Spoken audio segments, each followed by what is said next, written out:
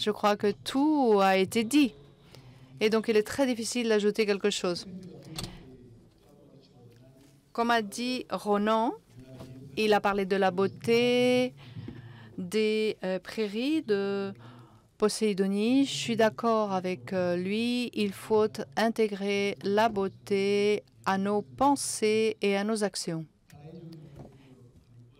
À tel effet, il est important, selon moi, d'ajouter des versets, des vers qui apparaissent dans le manifeste de l'eau. Le manifeste de l'eau de Riccardo Petrella en 2002, qui dit « Si l'homme est un geste, l'eau, c'est l'histoire. Si l'eau est un village, l'eau est le monde. Si l'homme est vivant, l'eau est la vie. » Et donc, après ces quelques mots, je peux dire que ce qui est le plus important de nos jours, c'est deux choses. Premièrement, il y a eu un grand nombre d'interventions aujourd'hui prévues, que ces interventions soient les plus lentes possibles pour que les interprètes, puissent faire une bonne interprétation, et ensuite aussi pour nous comprendre entre tous, comprendre ce que nous disons. Dans ce sens, je vous prie, toutes les personnes qui vont intervenir, de le faire ainsi. Parlez lentement pour que l'on puisse vous interpréter. Cela dit, la chose la plus importante, parce qu'on me l'a dit, moi, j'allais être le dynamisateur de cette journée, mais c'est le public en fait qui dynamise. Même si moi je peux intervenir, ce qui est important pour tous et pour nos orateurs aussi, ce qui est important, c'est que le public participe. Et dans ce sens, je dirais qu'il y a des questions. Des questions, par exemple, pour M. Perello. Je lui adresse déjà cette question. Quand on lit des livres, quand on lit Klein, Noémie Klein, son livre de 2015, elle nous dit, dans le titre, « Le capitalisme contre le climat ». Et ça, c'est une question vraiment.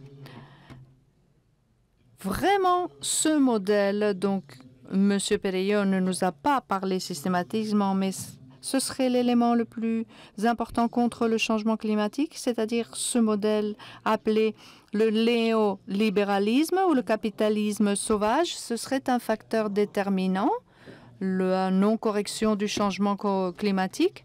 Et ensuite, la chose importante, c'est de passer le micro au public. Merci beaucoup de cette question. Je ne veux pas devenir ici un orateur dramatique ou de propagande. La réponse est oui. Si un système se base sur l'accumulation du capital, je ne suis pas contre l'entreprise libre. L'entreprise n'est pas une ONG. On l'a dit classiquement, on parle de l'unité du travail pour générer un bénéfice. Le problème, c'est qu'appelons-nous le bénéfice? C'est quoi? Si le bénéfice est illimité, s'il doit être illimité, il passe par-dessus les droits humains, le respect de la personne et l'environnement, et il perd le nord, c'est-à-dire avoir une vie plus commode avec des sécurités. Et si cela porte à faire en sorte que des personnes ont de l'argent, d'autres n'ont pas accès à l'eau, et la vie éternelle, c'est gratuit, ça je le dis. Voilà, tout fonctionne gratuitement. Il y a des nuages dorés et roses. Là, le capital n'est pas demandé. Je veux dire que c'est un système qui est entré en infarctus. Sarkozy le disait, il faut transformer le capitalisme.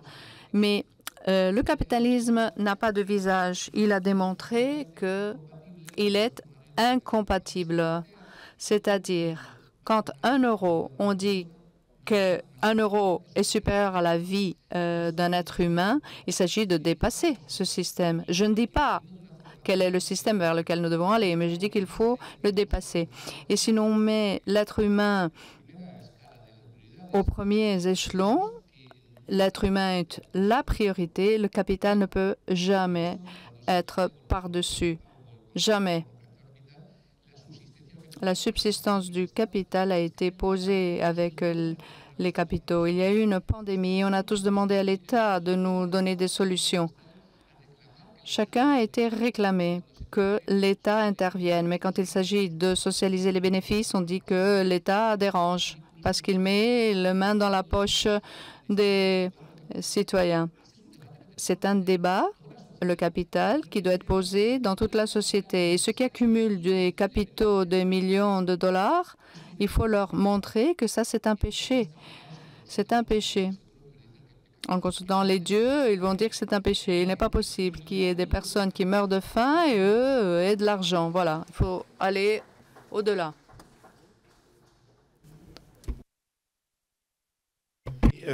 À cette vision, c'est vrai que le capitalisme, c'est l'accumulation. On est dans cette formidable ville de Valencia et chaque année, il y a un événement fantastique, ce sont les Fallas. Et les Fallas, alors ça doit être au mois de mars, le 19 mars. Alors, c'est un exemple de durabilité, je dirais, c'est de non-accumulation. On construit dans chaque quartier des figurines qui coûtent extrêmement cher, qui impliquent beaucoup d'énergie de la part des habitants, et tout le monde participe, tout le monde, les adultes, les enfants, et le 19 mars, on sacrifie toutes ces figurines, on les brûle. C'est-à-dire qu'on évite cette accumulation. Donc c'est pour moi un des plus beaux modèles au monde de non-accumulation, et ce qui permet de revivre. Parce que si on accumulait toutes ces figurines, eh ben on n'aurait pas la motivation pour en construire l'année suivante. Alors bien sûr, tout le monde est désolé, il y a beaucoup qui pleurent d'ailleurs tout cet investissement, mais finalement c'est la vie. C'est-à-dire la vie, c'est cette destruction du surproduit. Et ça a été théorisé par Bataille, célèbre économiste, mais voilà l'exemple. Je voulais insister sur Valencia, qui est un exemple absolument formidable de destruction de ce surproduit, qui est le propre du capitalisme. Merci. Gracias. La palabra pasa al público. Le public a la parole.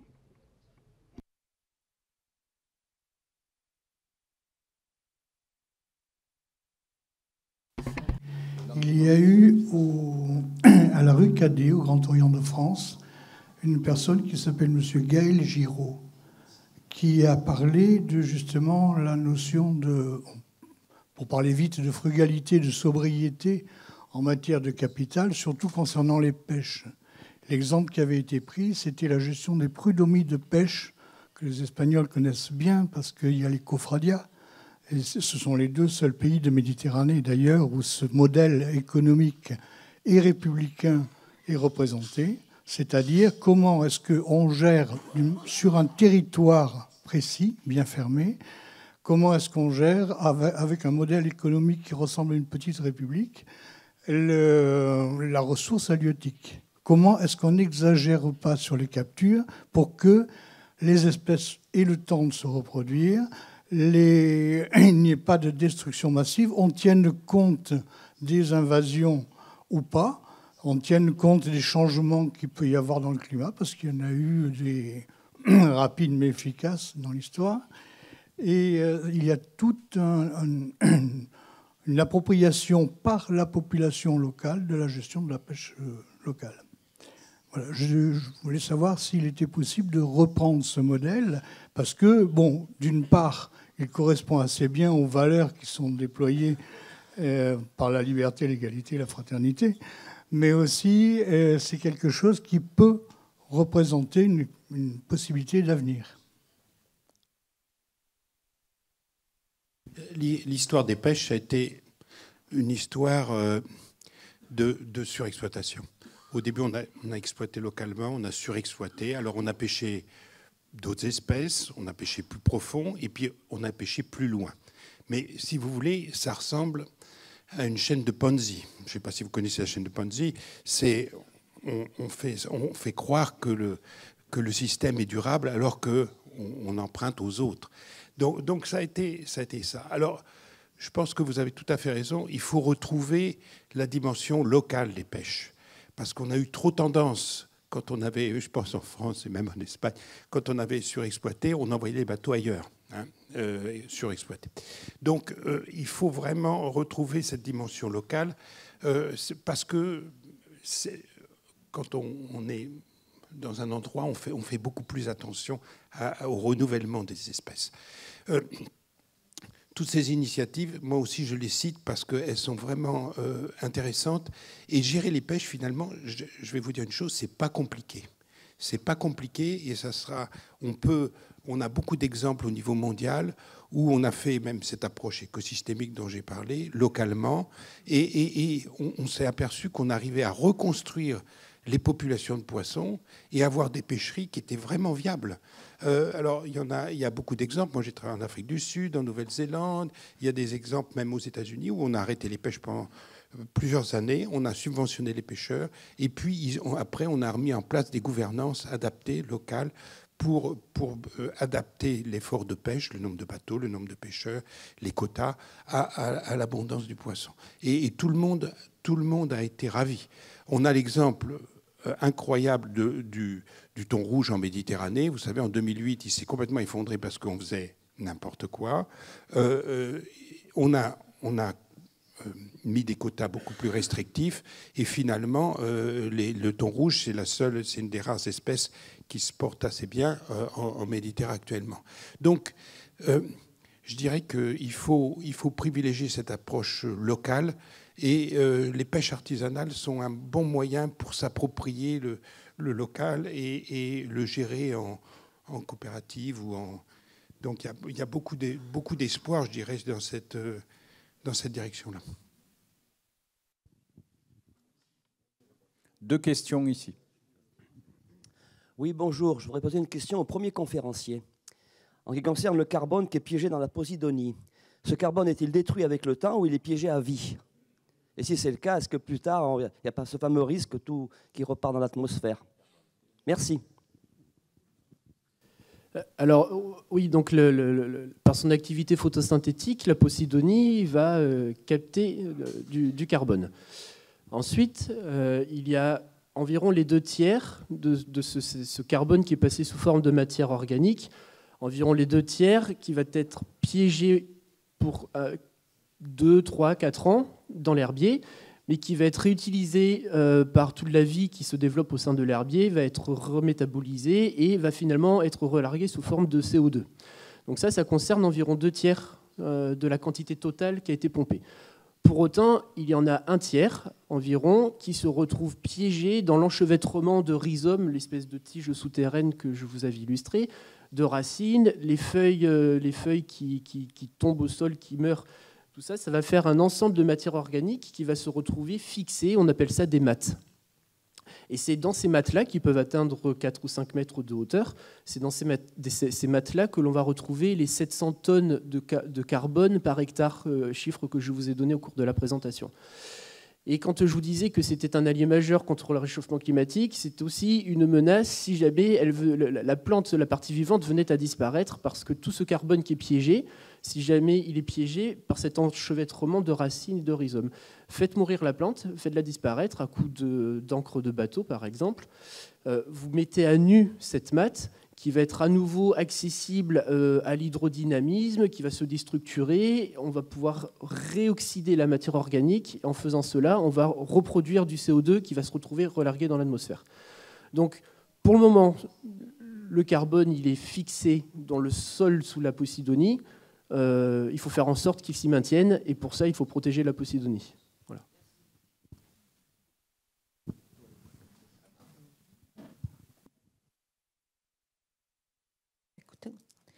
Sí, buenos días a todo el mundo. Bonjour tout le monde. Merci à tous les orateurs. Je voudrais parler des enjeux que nous avons, l'humanité, pour résoudre tout cela, avoir un regard systémique et humaniste. La grande consommation est produite par l'humanité. C'est dû au système de production, pas vraiment à l'homme, donc à l'agriculture et aussi au système minier. Mais ceci a une corrélation parce que ces systèmes de production existent et ils sont nécessaires pour satisfaire les besoins de l'humanité. Donc, il y a des enjeux qui me semblent intéressants du point de vue de l'accès à l'eau en tant que tel. Les grandes concentrations de l'humanité ne se trouvent pas où il y a ces concentrations d'eau, justement. Dans le traité de l'Antarctique, hein, et nous avons les pays qui l'ont signé. Moi, je suis du Chili, l'Argentine, la France, l'Espagne qui nous a rejoints ensuite. C'est là où nous avons la grande concentration d'eau et aussi au pôle antarctique. Mais vous, que pensez-vous?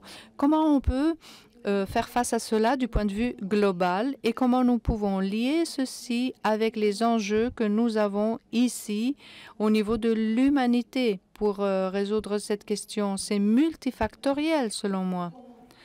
Voilà ma question. Comment on peut résoudre le problème de la consommation, mais aussi l'accès à l'eau qui est limité?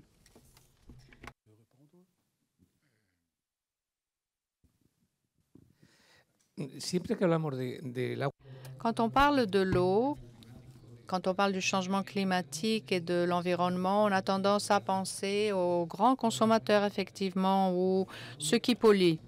Les grandes industries polluent plus qu'une petite maison, bien sûr, ou une exploitation agraire consomme plus d'eau qu'une maison, et la grande ville consomme plus d'eau qu'une petite ville qui se dépeuple. Nous avons un problème aussi de développement en Espagne et dans le monde parce qu'il y a la tendance à se concentrer où les décisions politiques ont généré des industries ou des meilleurs modes de vie. C'est un problème. Au-delà des chiffres scientifiques de comment faire, il s'agit d'un problème de conscience. Il est vrai qu'une maison ou une personne, c'est insignifiant. Mais quand on additionne tout cela, toutes ces maisons et ces personnes, cela donne une grande consommation. Je commence par le bas. Je l'ai dit dans mon intervention auparavant. Le problème de la création de la conscience part de la non-volonté de sortir de la zone de confort. Quelqu'un me dit que je ne dois pas avoir de piscine dans mon jardin, que je ne dois pas avoir mettre une jardinière ou des fleurs parce que je consomme de l'eau.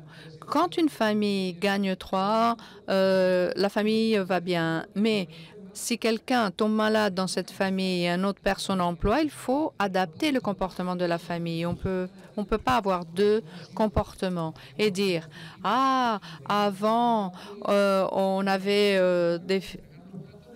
on peut avoir des domestiques et avant on lavait, on devient mélancolique et puis maintenant il faut qu'on lave la vaisselle à la main. Par rapport à la piscine, nous avons une grande humanité et dans la nature on a créé un problème parce qu'on dit qu'il n'y a pas d'eau pour tout le monde. Oui, il y a de l'eau, mais pas dans la façon où nous l'utilisons. On peut faire le bain tous les jours, on peut prendre la douche, on peut fermer le robinet. Bien sûr, on peut se laver les dents et fermer le robinet. Toutes ces petites choses peuvent être utiles. Changer la cisterne, les réservoirs. Bon, tout ça, c'est des millions de litres qui impliquent un changement de comportement. Ensuite, il y a les grands qui ne veulent pas changer leur installation, qui ne veulent pas installer une machine qui produit mieux, qui ne veulent pas appliquer des filtres pour qu'il y ait moins de pollution ou réduire la consommation de l'eau. Je sais qu'il faut faire des changements, mais je veux que ce soit le voisin qui fasse ces changements. Moi, je ne veux pas les faire. Je sais qu'il faut traiter les déchets, mais je ne veux pas qu'il y ait une décharge municipale chez moi. Ensuite, les plaques solaires pour le jardin, je ne veux pas parce qu'il y a du reflet. Ensuite, la station éolienne qui provoque des bruits. Bon, on ne peut pas continuer comme ça parce que si l'on ne veut pas la centrale nucléaire, on ne veut pas polluer, il faut choisir les énergies renouvelables qui produisent des nuisances.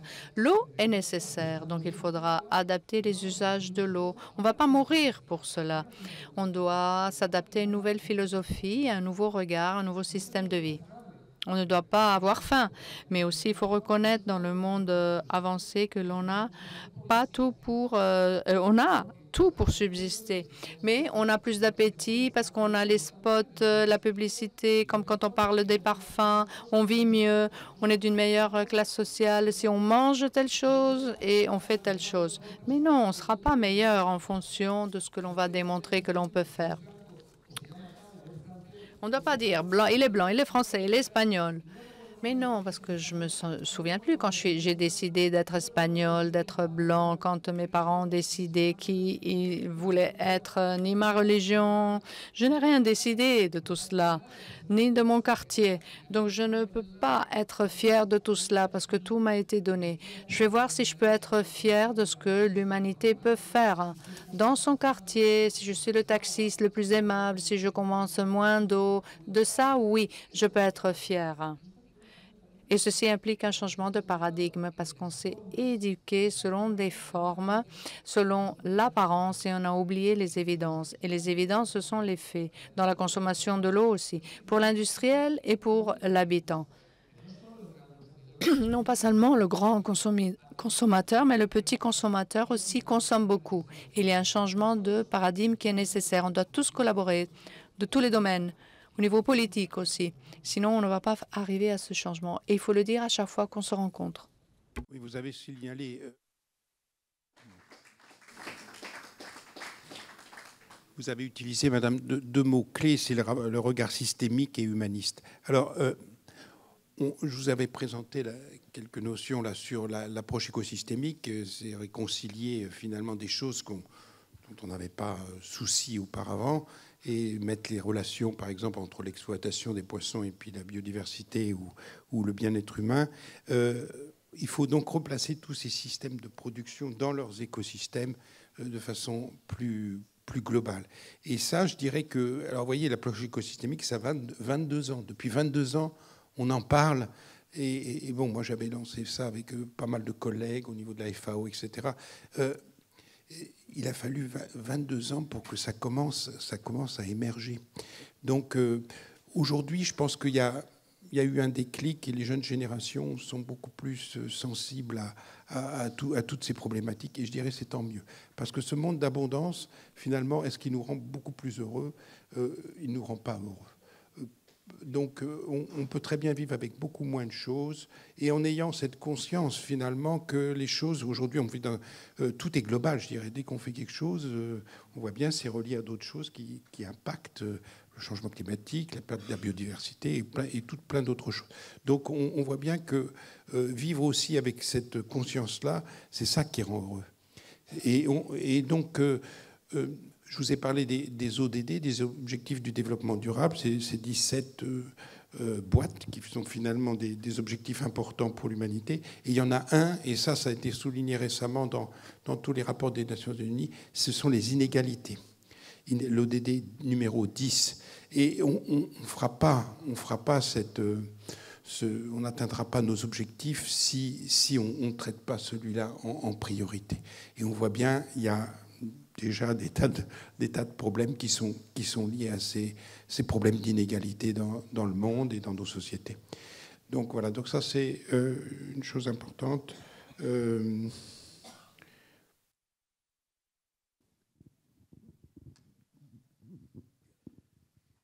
Et je voulais rebondir sur ce que vous disiez. Bon, vous parliez de besoins élémentaires comme l'agriculture ou l'industrie, c'était des choses qui devaient perdurer. Pour autant, je ne crois pas que les choses soient fixées et on peut toujours essayer d'imaginer, avec effort de recherche, etc., on peut toujours essayer d'imaginer des moyens pour faire des économies. Et je voudrais prendre l'exemple de l'agriculture, qui est un domaine que je ne me connais pas parfaitement, mais j'ai quelques éléments d'information. On a traversé une décennie où c'est pour la première fois dans l'histoire de l'humanité qu'il y a plus de personnes obèses que de personnes sous-nourries dans le monde. Ce qui n'empêche pas qu'il y ait quand même des problèmes de faim dans le monde, mais le problème réside surtout dans une histoire de la distribution de la nourriture, le thème des inégalités. Donc globalement, l'humanité produit suffisamment de nourriture pour tout le monde. Il y a, je crois aussi, et ça j'en reviendrai sur la question de l'eau précisément, au niveau de l'agriculture, on a augmenté la taille des parcelles, on a mécanisé, On roule avec des tracteurs qui sont toujours plus gros, plus lourds. On lessive les sols. Les sols, quand on a fini de cultiver ce que l'on souhaitait, les sols sont bien souvent laissés à nu. Et il y a des dégâts qui se posent à 3 niveaux et qui concernent bien le thème de la journée. Déjà, les sols meurent. Il n'y a plus de vie dans le sol. La seule chose qui vit, ce sont les graines qu'on veut bien y planter. Il n'y a plus de vers de terre, il n'y a plus de bactéries, il n'y a plus de champignons, l'humus affiche le camp, et c'est dramatique du point de vue de la biodiversité. Les sols sont devenus, alors je ne sais pas pour l'Espagne, en France, c'est l'agriculture qui est le deuxième responsable des gaz à effet de serre, après les transports.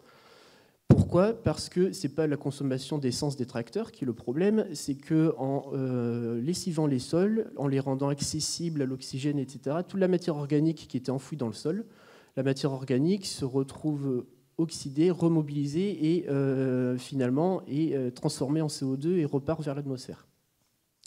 Donc ça pose des problèmes en termes de gaz à effet de serre et de réchauffement climatique.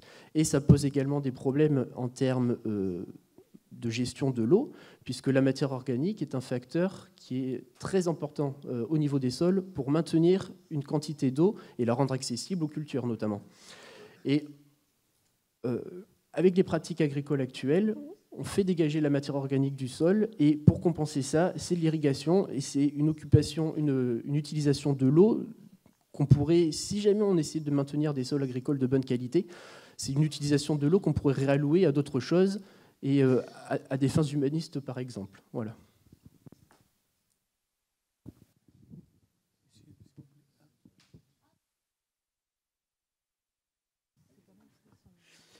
Mesdames et messieurs, bonjour. Plus que des questions, je voudrais faire quelques remarques et apporter ma contribution au débat. Oui, je peux comprendre qu'on attire l'attention des gens sur ce qui est beau et sur ce qui a de la valeur. Attention à ça, même les animaux laids ont le droit d'avoir des amis. Même les gens laids ont le droit d'avoir des amis. Porter un jugement de valeur à partir de la beauté, c'est le risque aussi de dire que ce qui n'est pas extraordinaire a moins de valeur et qu'on s'en préoccupera moins. À mon sens, c'est un risque.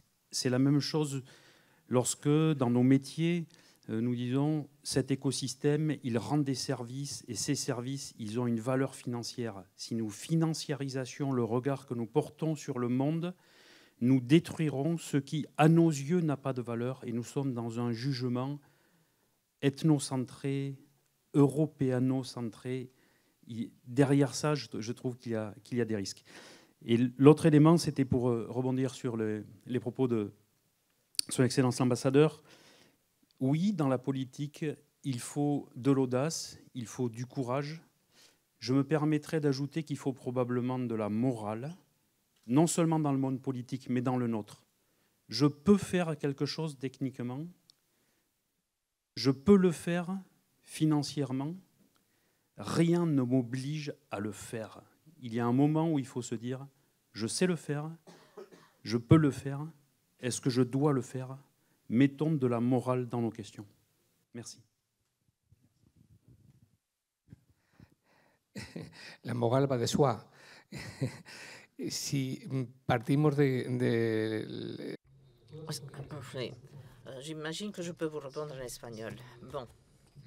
La morale va de soi. Oui, parfois, pour moi, il allait de soi que si on fait de la politique, on la faisait à partir de la morale, même si les exemples nous disent le contraire. Et si on assume d'emblée que ça va être le contraire, donc peut-être il vaut mieux se dédier à la vie contemplative. Moi, dans le monde politique, j'ai trouvé plus de monde avec de la morale et de l'éthique que sans ça.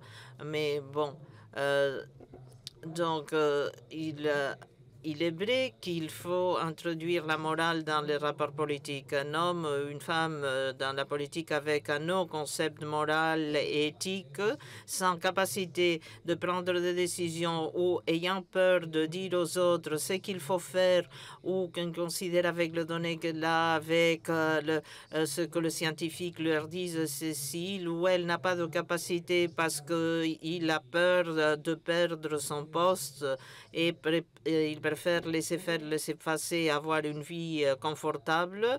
Dans ce cas-là, la morale et l'éthique ne valent rien. Dans l'Union européenne, je regrette l'époque où il y avait ces leaders de Helmut Kohl, Mitterrand et même Margaret Thatcher, qu'on savait ce qu'elle voulait pas, mais on savait quelque chose d'elle. Mais maintenant, on a des dirigeants politiques et tu lis son discours,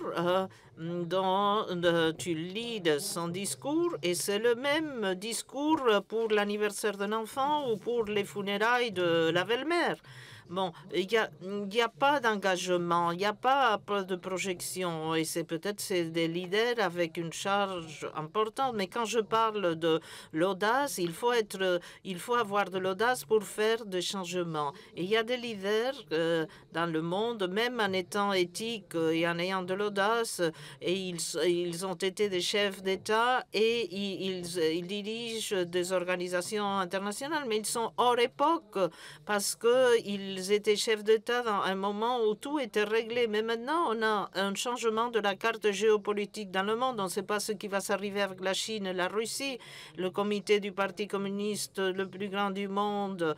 Et si Lénine, l'inventé, s'est levé de sa tombe, il veut que ce parti est le premier banquier du monde et dont les héritiers il dirige depuis Hong Kong les marchés des armes et d'autres, et normalement on ignore ça. On a une guerre en Europe, pas dans l'Union européenne, mais en Europe, parce que l'Europe arrive jusqu'aux Urals. Donc, il faut le résoudre avec de la morale et de l'éthique, mais avec du courage et avec de l'audace, en leur disant, vous ne pourrez pas consommer la même chose que vous consommiez auparavant. On va garantir des bons salaires, oui. Les pensions vont être réformées, oui. Mais comment on applique la morale et l'éthique où il y avait 100 personnes qui travaillaient, maintenant il y a une machine qui fait ça pour 96 et il reste que 4 ouvriers. Qu'est-ce qu'on fait avec les autres 96? Parce que l'intelligence artificielle les a supprimés. On peut le fusiller et le problème est fini, ou bien on peut reconvertir ce travail avec des prestations à la société en matière écologique, bien-être social, mettre un impôt à la machine qui nous permette, avec cet impôt de la machine, de l'intelligence artificielle, et j'insiste, il ne faut pas en avoir peur de l'intelligence artificielle. Cette artificielle aussi, et ça sera ce que l'intelligence naturelle voudra. Mais si la mère est une mauvaise mère, alors l'intelligence artificielle est comme un couteau. Soit tu l'utilises pour couper les cordes qui empêchent la liberté de quelqu'un ou pour tuer quelqu'un. L'intelligence artificielle appliquée à la médecine, à l'irrigation, à la culture, etc., ça sera positif. Mais si on l'applique au contrôle et accumuler du capital, on est perdu. Et c'est là où la conscience citoyenne doit avoir une incidence. Et j'insiste beaucoup. Le changement commence depuis chez moi. Je me lève tous les jours en me questionnant qu'est-ce que je peux apporter. Non seulement je sors et j'exige que l'eau soit plus chaude, que le pain soit moins cher, mais non, je m'exige à moi. Peut-être on devra faire une déclaration des obligations des êtres humains afin de compenser l'autre. Il va de soi donc l'éthique et la morale, comme on le suppose, que le soldat a du courage pour combattre. La beauté du monde. Alors vous savez, Darwin, il était dans sa biographie, il disait « je suis pas vraiment un esprit très brillant ». Son père se demandait ce qu'il allait faire de lui, etc. Mais il avait deux qualités extraordinaires. Il était persévérant et il savait regarder le vivant. Et ça a conduit bien sûr et il avait une admiration pour la beauté du monde. Et cette beauté, ça lui a permis de comprendre le monde. Et bien sûr, on a les plus grands livres qui ont jamais été écrits par un esprit humain de compréhension de l'évolution. Donc ça, c'était finalement cette beauté du monde et de regarder tout le vivant avec respect, avec admiration, c'est le comprendre. Et c'est quoi? C'est finalement, nous, on est trop l'homme et la nature, tandis qu'on devrait être plutôt l'homme dans la nature. Et l'homme dans la nature, il sait regarder le vivant, et ça veut dire le comprendre. Je te remercie, Philippe, parce que tu as répondu à quelque chose que je voulais faire, et sans doute de façon beaucoup plus brillante que ce que j'aurais pu faire moi-même. Pour autant, pour cette histoire de beauté de la nature, j'aurais voulu rajouter un petit quelque chose.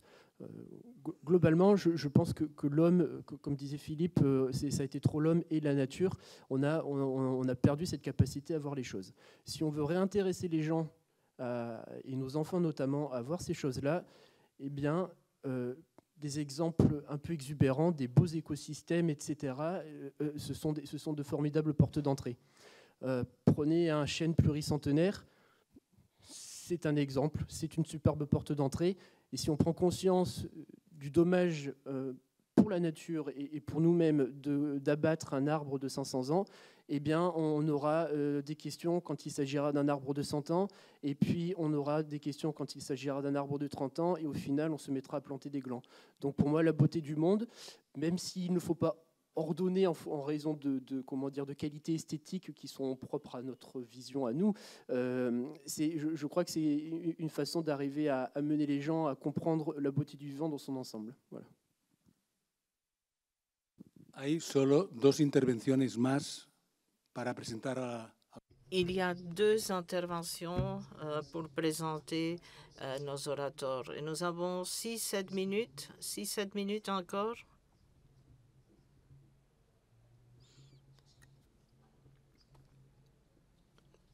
Por favor. Je ne prétendrai pas ajouter quelque chose à beaucoup de choses qui ont été dites. Par contre, je rappelle qu'ici, nous sommes beaucoup du Grand Orient de France. Nous faisons quelque chose. Alors, quand on parle de progrès, le progrès le plus immédiat que je vois, c'est précisément la tenue de cet événement-ci, auquel on ne pouvait pas trop penser il y a quelques années seulement. Déjà. Ensuite, que faisons-nous ? Moi, je ne peux pas faire grand-chose, et j'ai bien peur que le Grand Orient ne fasse pas grand-chose non plus, ne pourra pas le faire, parce que, au fond, la question est de savoir des besoins de formation, d'information et de transmission. Déjà, en 1973, à Marshall et à l'époque Mendes France avait fait un débat sur ces questions-là qui est extraordinaire d'actualité, parce qu'il disait voilà, nous allons vous donner le passage, on va passer le relais aux jeunes. Et il reprochait le fait que, précisément, ce passage n'était pas fait. Malheureusement, j'ai peur que ce passage ait été fait. Et il a été fait dans des conditions, et là-dessus, Marshall était très clair en disant, voilà, puisqu'il y a tellement de puissance, de conviction de la publicité ou d'autre chose, nous allons avoir, nous, avec les mêmes moyens, des moyens de convaincre. Et c'est ce qui ne s'est pas passé. Or là, je pense qu'un des problèmes fondamentaux, c'est aussi le problème du numérique, où tout le monde a une opinion qu'il croit être à la vérité. Et à ce niveau-là, nous, en tant que Grand Orient, dans nos loges et dans les instances, nous avons un travail de formation à faire. Mais ça ne suffira pas. Ce qu'il faut, c'est tendre vers la démocratie. Et une démocratie non pas basée sur le nombre, mais basée sur une démocratie de qualité. Et pour ça, je reviens à la question de, effectivement, la manipulation des gens, sur le déclin de la démocratie aujourd'hui, qui est le problème fondamental. On ne pourra pas accepter, nous, citoyens, des sacrifices si on ne les comprend pas, j'ai dit. No sé si querrán contestar algunos de los... Je ne sais pas si vous voulez répondre ou pas. Et sinon? Pour ta prise de parole.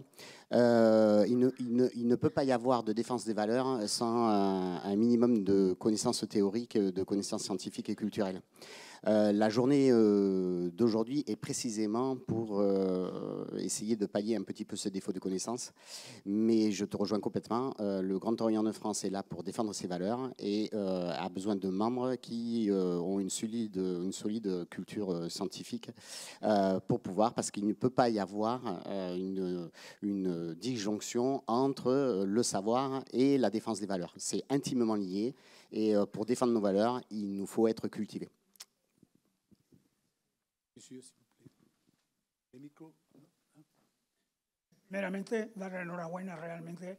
Je voudrais remercier aux orateurs, vous féliciter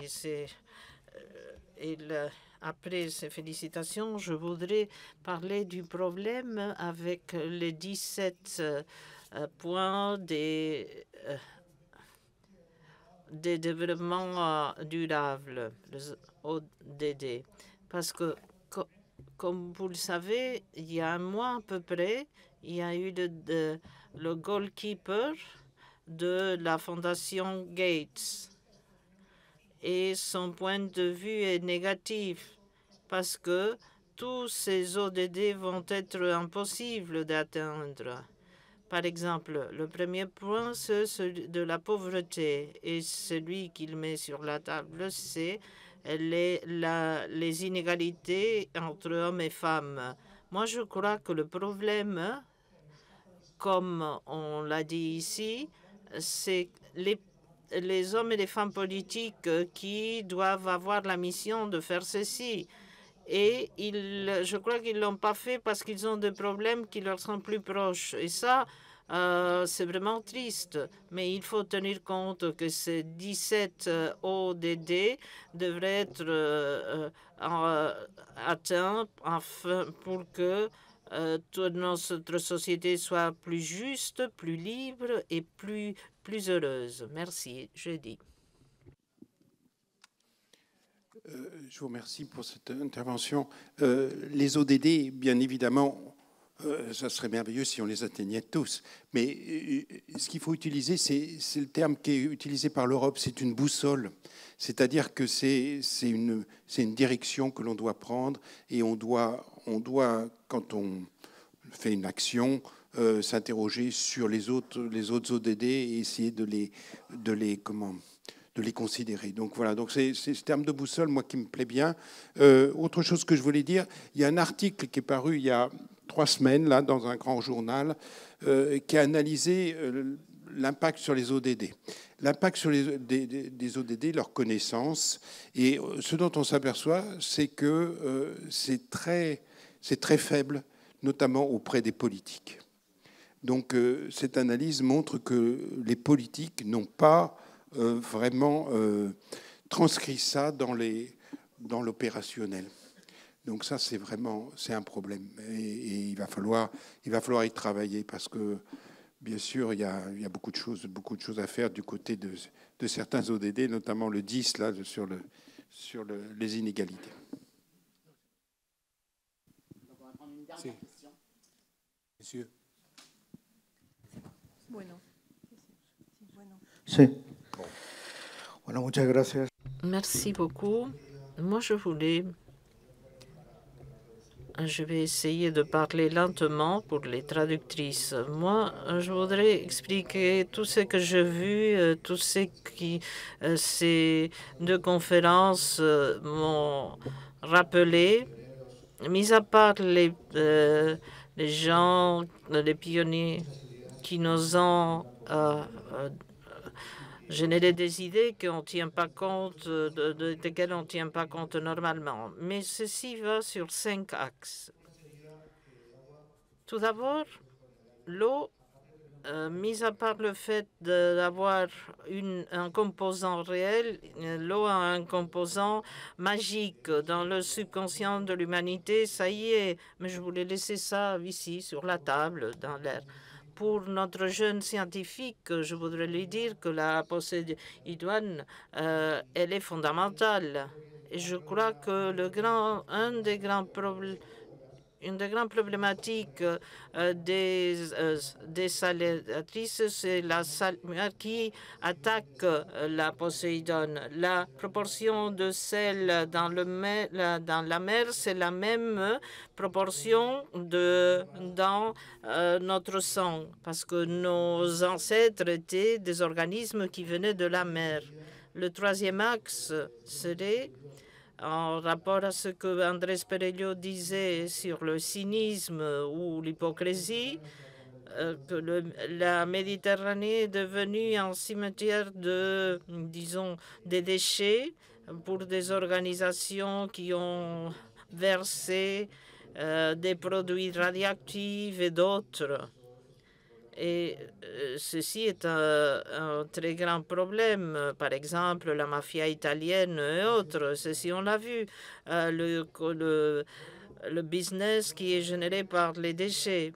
Et un quatrième axe, la croissance est durable. Et, bon, la croissance se fait toujours à l'encontre de quelqu'un et on ne doit pas avoir une croissance démesurée et sans fin, parce qu'il n'y a rien qui puisse croître de façon indéfinie.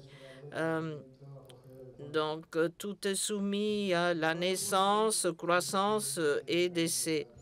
Et le dernier point, et ça c'est pour Andrés, comment on pourrait, par exemple, faire, parce qu'à Valence, on a fait la Déclaration universelle des devoirs, des obligations humaines.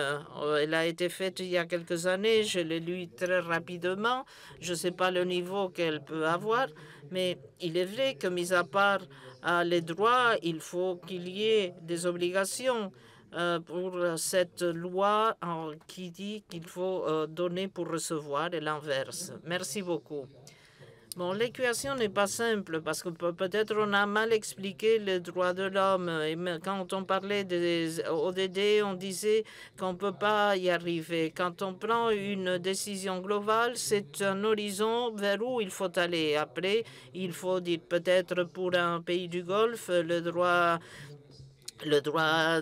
humain, le droit de main. Peut-être si je coupais de main le vendredi, mais en le faisant comme ça, maintenant je mets une piqûre pour qu'il ne souffre pas. Non, la question c'est qu'il ne faut pas couper les mains. Et les droits ne se comprennent pas sans les obligations. Pour avoir le droit au travail, quelqu'un doit respecter le fait que j'ai droit au travail. Et pour que moi j'ai le droit à la vie, il faut que j'ai de droit à l'eau. Donc, il va peut-être reformuler cette reformulation sur les droits et les obligations. Parce que, pourquoi? Pour simplement pouvoir soutenir les droits. Parce que tout droit, oui, moi j'ai droit à la liberté d'expression. Oui, c'est vrai, mais vous n'avez pas le droit d'insulter tout le monde. Parce que ça, c'est pas la liberté d'expression. J'ai droit à la liberté de penser. Mais il y en a beaucoup qui vont décéder sans avoir eu une pensée. Donc, pourquoi ils veulent la liberté de penser s'ils ne pensent pas? Donc, il faudrait se poser la question de si tout le monde pense, parce que si tout le monde réfléchissait sur ce qui arrive au monde, la plupart des choses n'arriveraient pas. Donc, le fait que, bon, les droits à la réalité, il faudrait, au moment où la philosophie n'est plus enseignée dans les écoles, il faudrait que l'être humain puisse penser et réfléchir. Tout ça, on l'a oublié parce qu'on a mis notre vie à 140 ou à 200. Si j'ai plus d'amis sur Facebook, on m'aime plus que si j'en ai seulement 40. Et si j'en ai 5000, avec la difficulté qu'il y a d'avoir deux bons amis. Donc, quelqu'un parlait de formation, mais il faut s'asseoir et dire qu'est-ce que je fais ici dans ce monde? Qu'est-ce que je fais dans cette salle? C'est clair. Mais qu'est-ce que je fais dans ce monde? Je ne peux pas revendiquer un droit si je je ne peux pas maintenir l'obligation qui me confère ce droit. Je ne peux pas exercer le droit à l'encontre des autres. Et ce débat, il faut le faire parce qu'on a tout délégué dans les nouvelles technologies qui sont très bien. Je suis pas contre les nouvelles technologies, les avancées de l'humanité. Mais Internet, c'est la communication sans l'affection parce que l'affection, c'est quand tu parles aux autres, pas avec un écran. Donc, il ne faut pas que la pensée de l'être humain disparaisse sans le droit de soutenir le droit de l'autre, c'est la colonne vertébrale de l'exercice du droit. Mais c'est un débat très difficile au moment où tout est liquide, tout est facile et tout est moi, et rien que moi. Ahora concluiremos. Quiero primero agradecer. Tout d'abord, je veux remercier aux orateurs et au public en général le fait d'avoir évité que le dynamisateur doive dynamiser. Pour moi, c'est un succès de n'avoir presque rien fait, sauf de passer le microphone aux orateurs et au public. Mais j'aimerais terminer.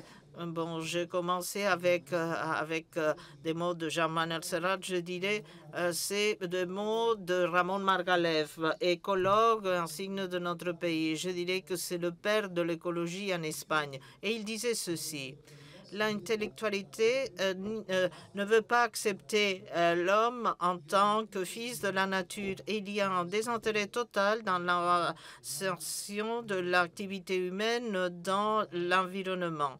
Avec ce mot, on a fini.